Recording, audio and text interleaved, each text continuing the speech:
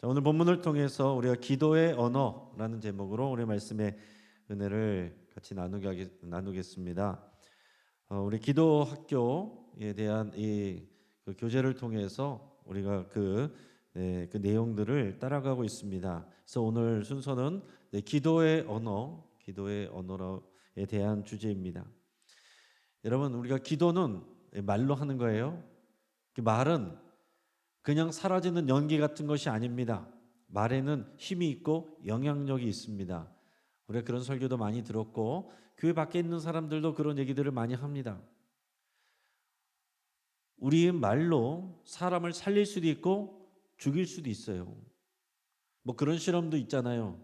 우리 똑같은 식물을 놓고서도 한 식물에는 막 칭찬하고 예쁘다, 사랑한다. 한 식물에게는 너 못났다, 너 밉다. 나중에 보면은 칭찬하고 좋은 말 해준 그런 식물은 건강하게 잘 자라고, 또 부정적인 말을 들은 식물은 시들시들해서 죽더라라는 그런 실험들 여러분들도 많이 들어보시지 않았습니까? 우리가 우리의 말을 사람에게 할 때, 우리가 생명을 살리는 말을 하면 사람을 살아나게 할 수 있습니다. 그러나 그 안에 독을 담아서 던지면 사람을 죽게 할 수 있는 거예요. 근데 더 나아가서 우리 말을 기도로 하나님께 올려드리면 하나님은 어떻게 받으시냐? 우리의 말을 향기로 받으신다. 향기로 받으신다라는 거예요. 제가 꾸며서 하는 말이 아닙니다. 요한계시록 8장 3절 4절 말씀 같이 한번 읽겠습니다. 또 나오나요? 요한계시록 8장 3절 4절 말씀을 제가 한번 읽어드리겠습니다. 잘 들어보시기 바랍니다. 또 다른 천사가 와서 제단 곁에 서서 금향로를 가지고 많은 향을 받았으니 이는 모든 성도의 기도와 합하여 보좌 앞 금제단에 드리고자 함이라. 향연이 성도의 기도와 함께 천사의 손으로부터 하나님 앞으로 올라가는지라. 아멘. 이게 요한계시록 8장에 보면 이런 말씀이 있어요. 그러니까 하나님 앞에 우리 성막에 보면 그 향단이 있죠. 거기에 향을 피워서 올라가는 향기 나는 연기, 그게 이제 향연인데, 그 향연과 함께 그 향연처럼 하나님께서 뭘 받으신다고 그랬어요? 성도들의 기도를 받으신다. 성도들의 기도를 받으신다 그랬습니다. 성도의 기도와 함께 천사의 손으로부터, 천사가 우리 기도를 받아가지고 하나님 앞에 올려드린다. 보좌 앞 금제단에 올려드린다.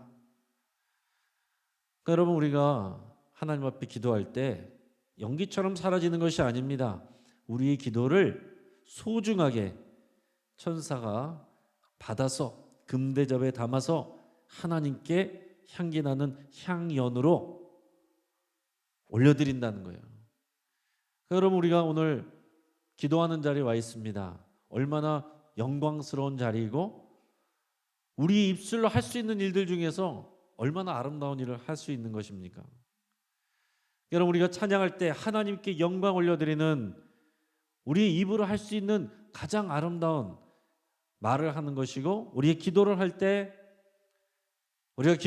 또한 우리의 말을 통해서, 기도의 말을 통해서 하나님께 향연이 되어 올라간다라고 그랬습니다. 또 우리가 말씀을 들을 때 여러분께서 이것을 믿음으로 받아들이시고 아멘하여 하나님께 영광을 올려드리니라 그랬습니다. 할렐루야. 여러분, 믿음이 자라려면 입을 여셔야 돼요. 신앙의 역사는 하나님의 말씀의 역사고, 그 말씀이 우리를 통해서 또 다른 사람들에게 말로 나가고 하나님께 말로 할 때 그게 능력이 되는 것입니다. 말이란 것은 영향력이 큽니다. 사람 인생을 좌지우지할 수 있다라는 거예요.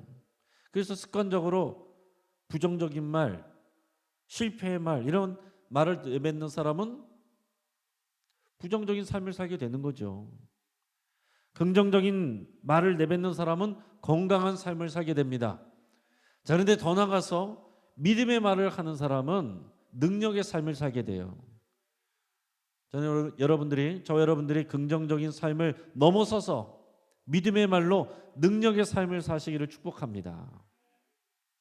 긍정적인 삶은 우리가 모든 일이 잘 되기를 바라는 그 안에서 긍정적인 말을 하지만, 믿음의 말은 어떤 상황에서든지 하나님을 향한 믿음을 선포함으로 인해서 하나님이 일하시는 능력을 경험하게 되는 삶을 말하는 것입니다.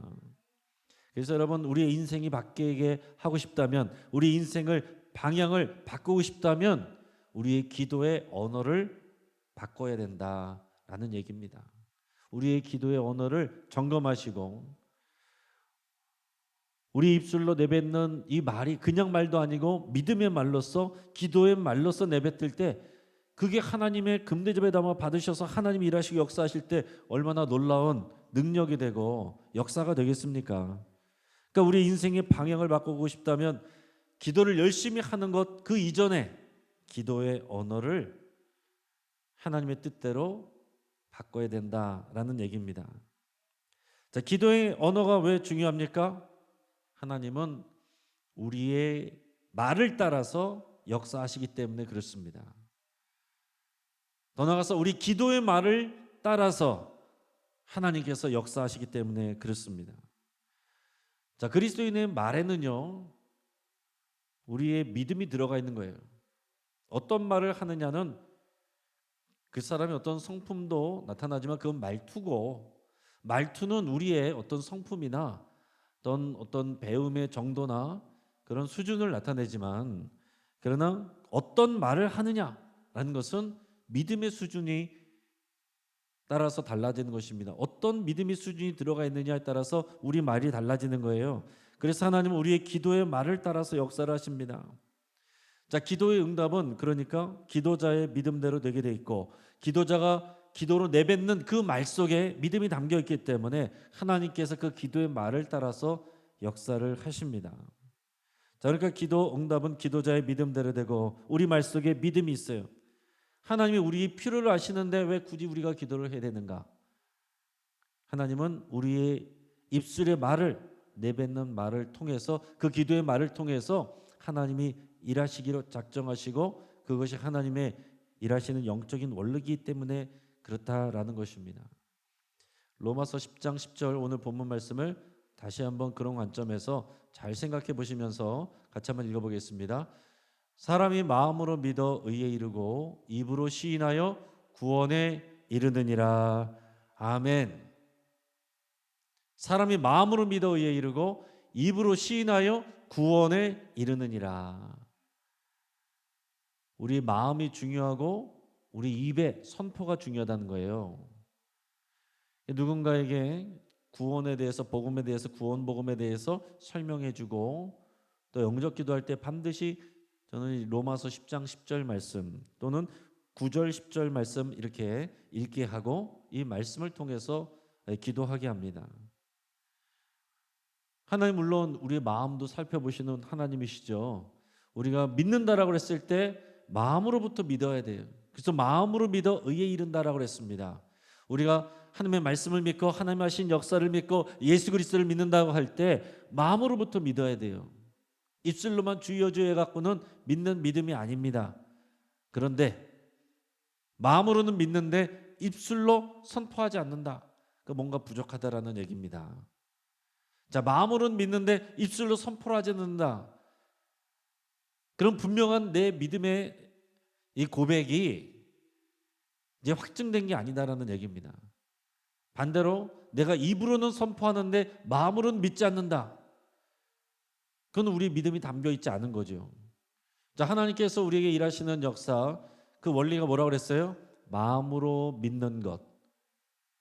그리고 의에 이른다는 것은 쉽게 말하면 하나님과의 올바른 관계에 가게 되는 거예요. 우리 마음으로 믿을 때 하나님은 하나님이시고 우리는 하나님의 백성으로서, 하나님의 자녀로서 우리 그 관계 안에서 믿는 거예요. 그러고서 그것을 입으로 시인하여 우리가 고백할 때 하나님께서 그 믿음의 말을 따라서 역사하신다라는 얘기입니다.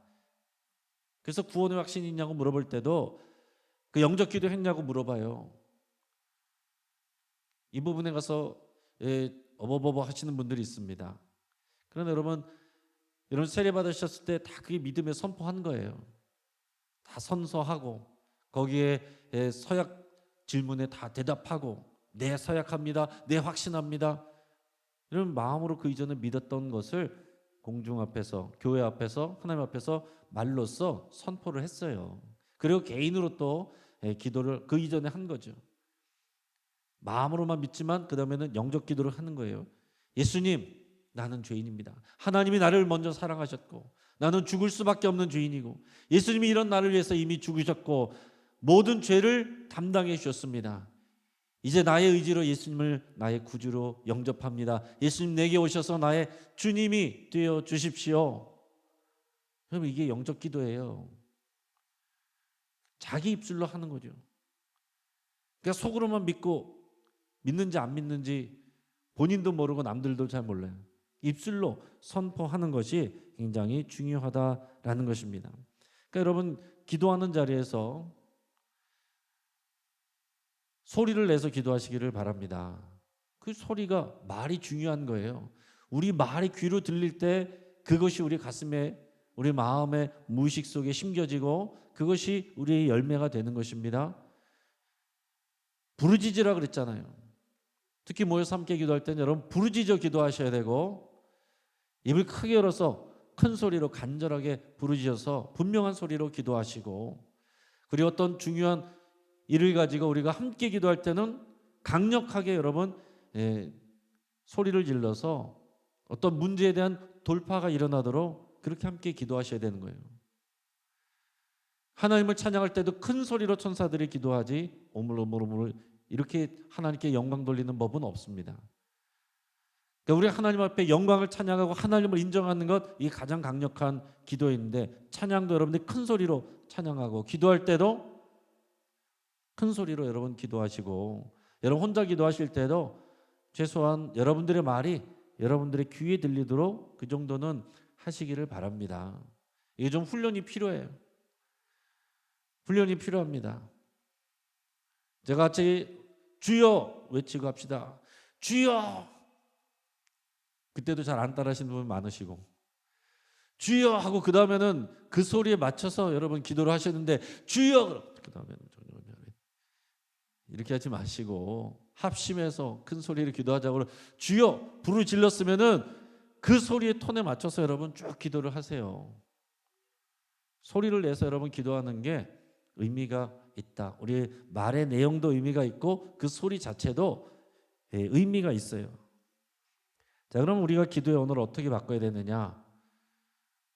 자, 첫 번째 따라하겠습니다. 소원의 언어.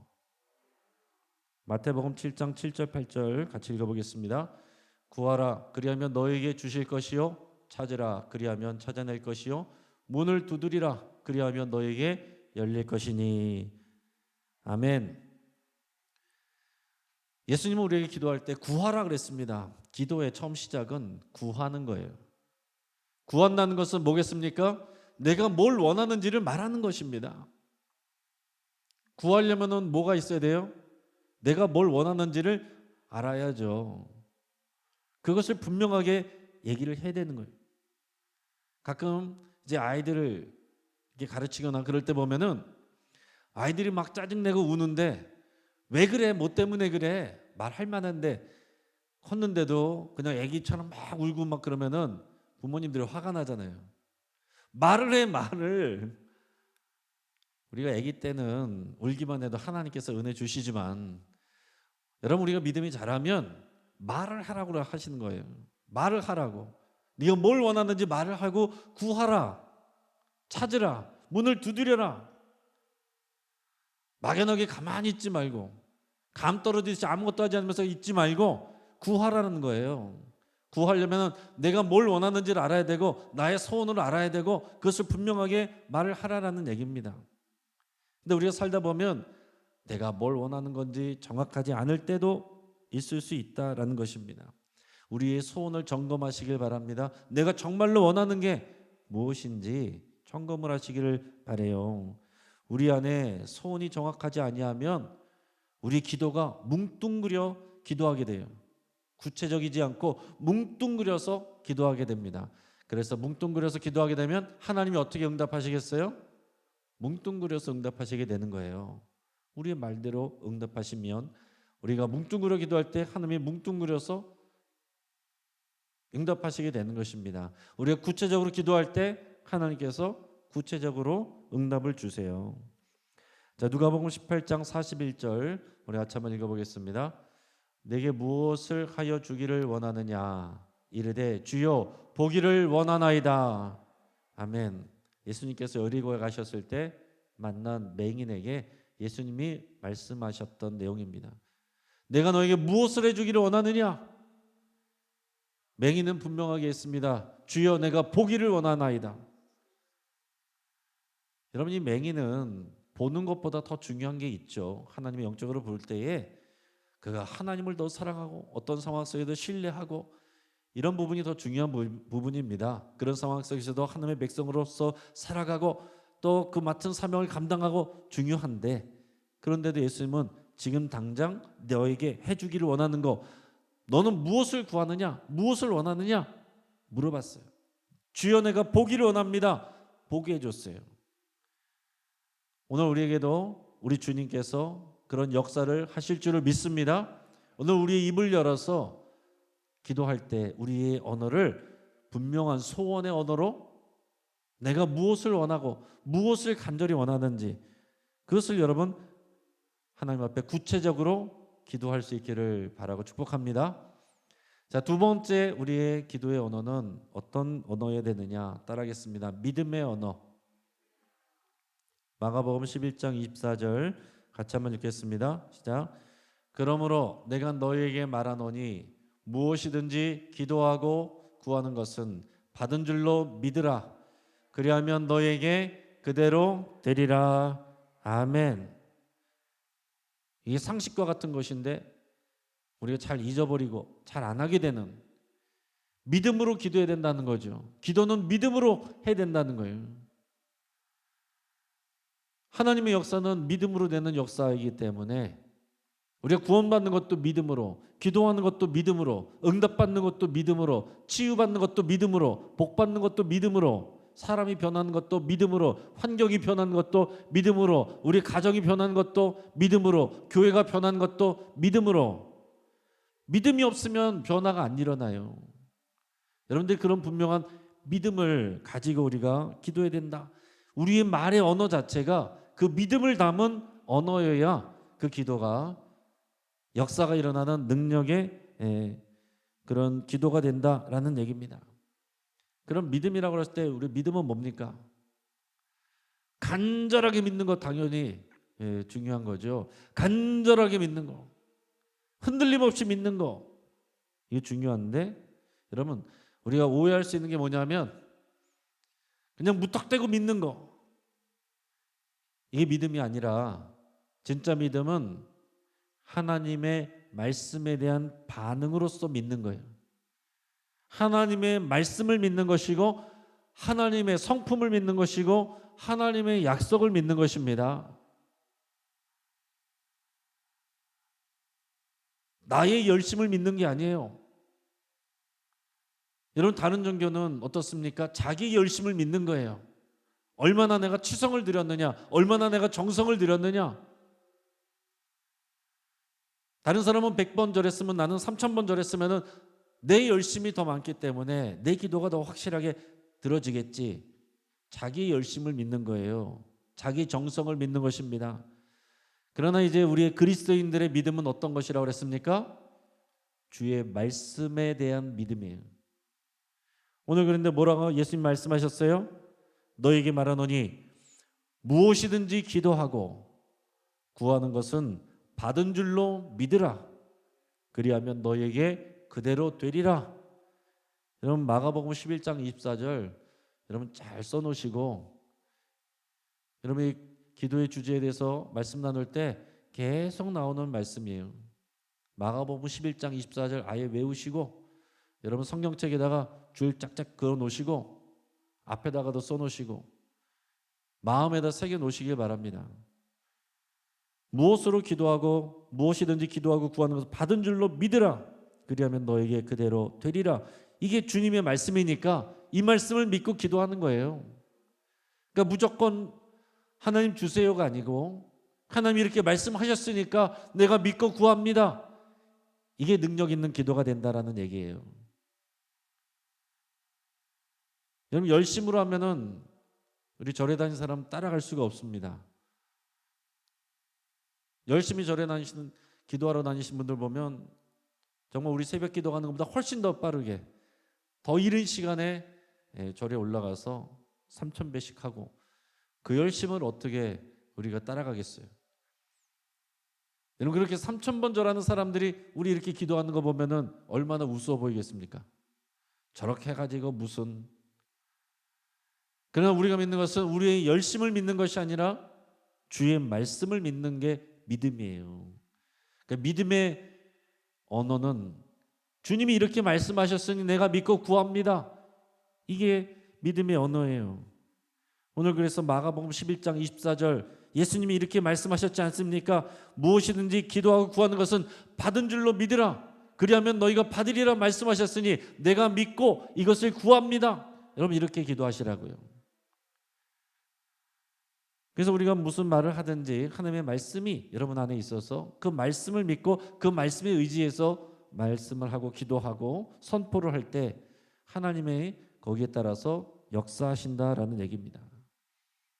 세게 얘기했다고 되는 게 아니고 그 믿음을 가지고 말씀을 의지해서 우리가 선포하고 말을 던질 때 하나님께서 그거를 듣고 역사하신다는 거죠. 우리의 말은 씨앗과도 같습니다. 그래서 처음에는 보이지 않아도 우리 말이 던지고 들려지면 심겨져요. 사람의 생각에 심겨지고 마음에 심겨지고 무의식 속에 심겨집니다. 그게 계속 자라요.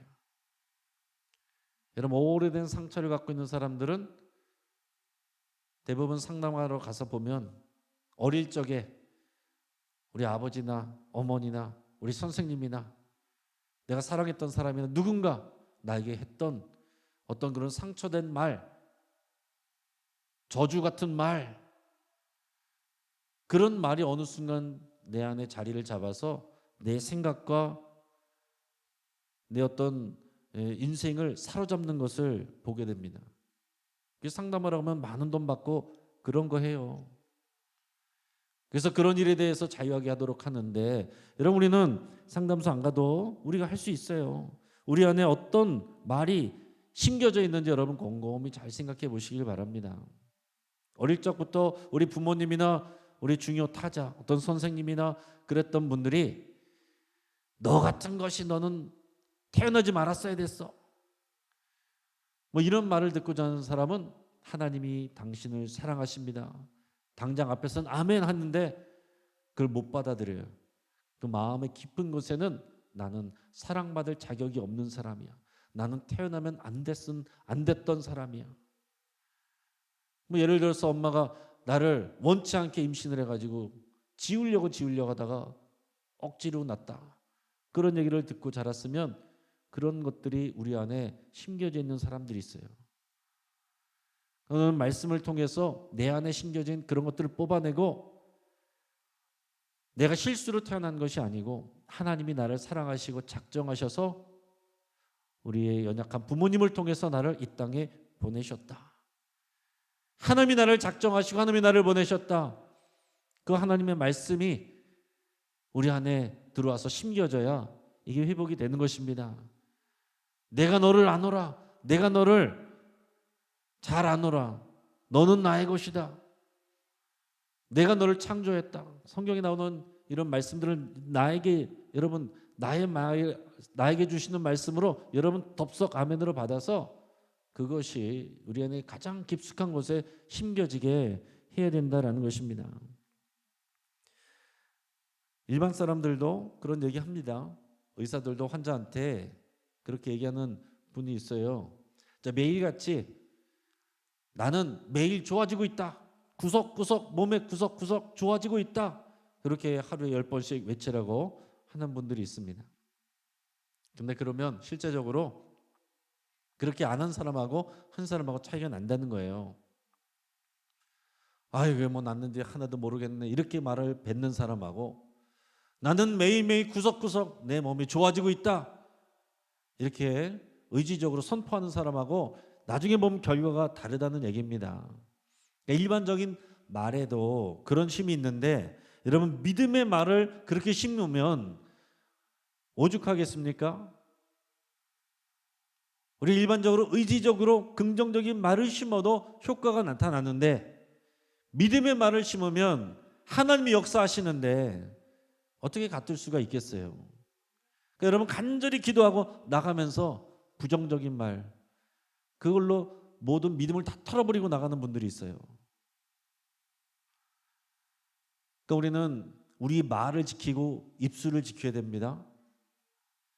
우리의 기도를 믿음으로 했으면 일상생활 속에서도 그 믿음의 말에 맞춰서 말을 하셔야 되는 거예요. 기도의 말이 우리의 삶의 말로 언어로까지 이어져야 된다라는 얘기입니다. 마지막 세 번째는 우리의 기도의 언어는 따라하겠습니다. 축복의 언어가 되어야 됩니다.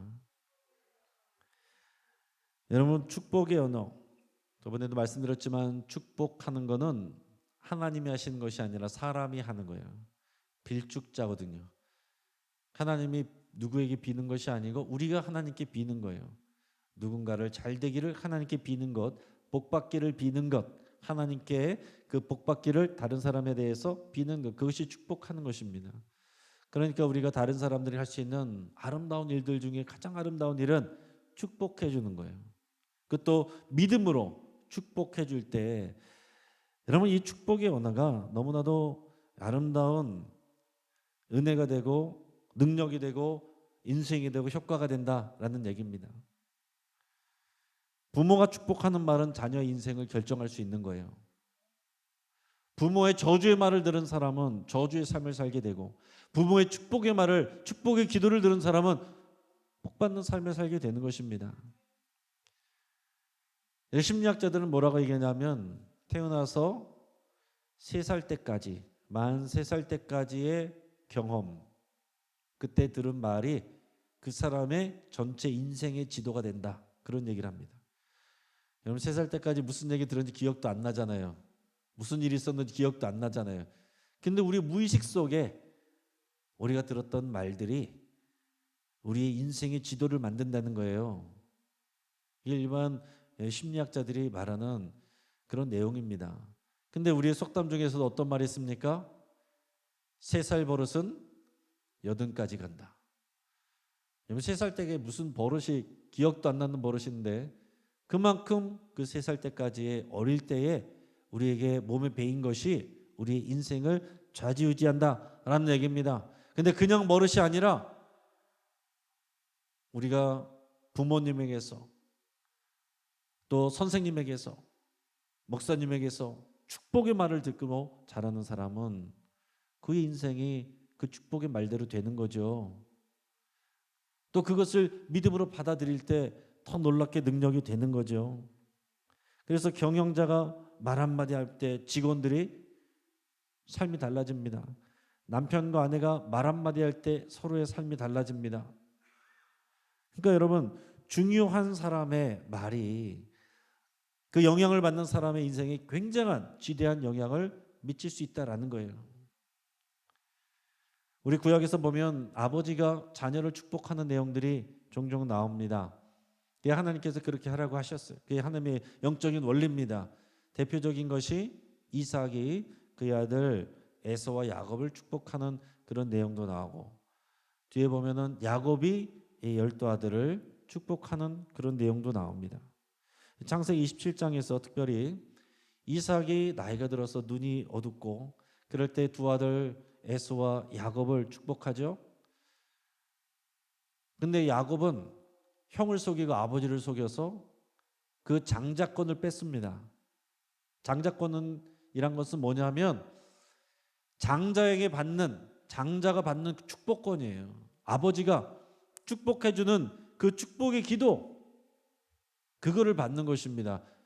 그게 장자권이 어떤 재산을 더 물려받고 하는 그런 법적인 그런 부분보다 더 중요한 것은 아버지가 하나님께서 주신 영적 권위로 하나님께서는 아버지들을 집안의 가장으로 세우셨고 그 입술의 말, 그 입술의 축복을 통해서 하나님이 그렇게 복 주시는 거거든요. 그래서 야곱은 그것을 귀하게 여겼습니다. 그래서 부모님을, 아버지를 속이고 형을 속여서 그렇게 해서라도 내가 그 장자권, 이 하나님께 축복받는 이 축복권을 너무나도 갖고 싶었던 거예요. 그래서 뺏었습니다. 잘한 거예요, 못한 거예요? 물론 문제가 있죠. 아버지를 속이고 형을 속이고. 근데 이거는 하나님께서 연단하셔요. 그의 전체 삶을 통해서 험악한 인생, 자기보다 더 험한, 자기보다 더 거짓말을 잘하고 속이는 이런 삼촌 라반을 만나서 엄청나게 이제 연단을 받습니다. 그런데 그래서 우리가 사람들이 볼 때는 야, 야곱 정말 나쁘다, 그렇게 하지만 하나님이 보실 때는 에서가 더 나쁜 거예요. 뭐가 더 나쁩니까? 속이는 게 더 나쁜 거예요? 에서는 뭐가 나쁜 거예요? 하나님의 주시는 이 장자권, 그 축복에 대한 믿음이 없었던 거예요. 하나님이 주시는 이 장자권에 대한 복을 귀하게 여기지 않았다라는 것입니다. 그 말은 뭡니까? 하나님을 귀하게 여기지 않았다라는 거예요. 하나님은 그것을 더 안 좋게 보시는 거예요. 우리가 도덕적으로 우리의 어떤 삶에서 남을 속이기도 하고 이런 부족한 부분들 하나님께서 물론 그냥 놔두시는 거 아닙니다. 야곱의 인생처럼 험악한 인생을 살게 하시지만, 그러나 하나님이 주시는 그 아버지 이삭의 말에 축복을 통해서 하나님은 그 일이 그대로 야곱에게 이루어지게 하셨어요. 복받게 하셨습니다. 속은 것을 알고서 에서가 어땠습니까? 울면서 불면서 나에게도 축복해달라고, 남은 복이라도 달라고. 이미 다 해줬다, 그렇게 해줄 수가 없다. 그 아버지도 그걸 아는 거예요. 그 얼마나 이 아버지가 축복해 주는 것이, 하나님의 마음을 담아서 축복해 주는 것이 중요하고 귀한 일이라는 것을 알기 때문에 내가 뱉던 이 축복의 말을 번복할 수가 없는 것입니다. 그래서 나중에 야곱은 험악한 세월을 살고 하기도 했지만 결국 돌아올 때 아내도 둘 있고 아이들도 많이 낳고 많은 재물도 얻고 그렇게 해서 돌아오잖아요. 그래서 약복강가에서 천사를 만나 씨름하고 환도뼈를 침을 받아서 쩔뚝거리가 되었지만, 쩔뚝거리며 평생을 살아가게 됐지만 그래도 하나님의 은혜와 복을 받았습니다. 그래서 야곱에게 주신 하나님의 다른 이름이 뭡니까? 이스라엘이에요. 우리가 아는 이스라엘 민족의 이스라엘은 하나님께서 야곱에게 주신 다른 이름입니다. 그래서 하나님께서 이스라엘 민족을 얘기할 때 너 야곱아, 이런 표현을 많이 쓰세요.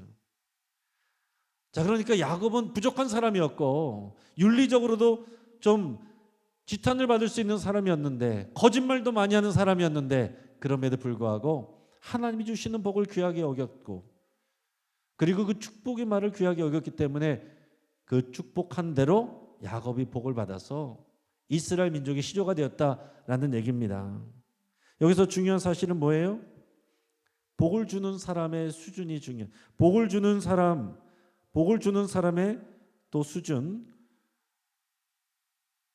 이것을, 그러니까 복을 받는 사람의 수준, 야곱의 수준은 별거 없었잖아요.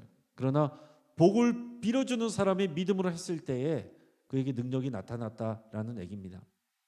오늘 이 자리에 부모님으로서 계속해서 여러분의 가족과 자녀들을 위해서 여러분이 기도하시는 줄을 믿습니다. 내가 이거 해갖고 뭐 하나 그런 마음이 들 때도 있을 수 있을 거예요. 그러나 믿음을 가지시고 계속해서 축복하시기를 바랍니다. 우리의 기도의 언어를 축복의 말로 해서 여러분들의 가족을 축복하시고 여러분의 자녀를 축복하시길 바라요. 이제 말씀을 정리합니다. 사람의 말이란 것은 능력이고 향기이고 또 씨앗이기도 합니다. 이 기도의 언어, 기도의 말에 따라서 기도의 응답이 달라집니다. 그래서 우리의 인생이 바뀌길 원한다면 우리의 기도의 언어가 바뀌어야 되는데 먼저는 소원의 언어가 있어야 된다. 그 소원의 언어는 내가 구체적으로 분명하게 그리고 간절한 무엇을 원하고 소원하는지를 하나님께 알려드리는 것입니다. 두 번째로 믿음의 언어라고 그랬어요. 믿음의 언어는 내가 열심히 믿는 것, 그보다 더 중요한 것은 하나님의 말씀을 믿는 것이 믿음의 언어입니다. 하나님께서 이렇게 말씀하시고 약속하셨기 때문에 내가 믿고 구합니다. 여러분 이렇게 꼭 말씀을 하세요. 이게 기도의 우리 언어가 바뀌는 것입니다. 세 번째는 축복의 언어로 기도하라라는 것입니다. 하나님이 정하신 영적인 원리예요. 우리가 축복하는 그 대상이 아직 비록 신앙도 없고 또 하나님을 잘 몰라도 우리가 믿음으로 축복할 때 하나님께서 역사하실 줄을 믿습니다. 우리의 기도가 언어가 달라지고 놀라운 하나님의 능력과 역사를 풍성하게 누리고 경험하는 저와 여러분 되기를 주의 이름으로 축복합니다. 같이 한번 기도하겠습니다.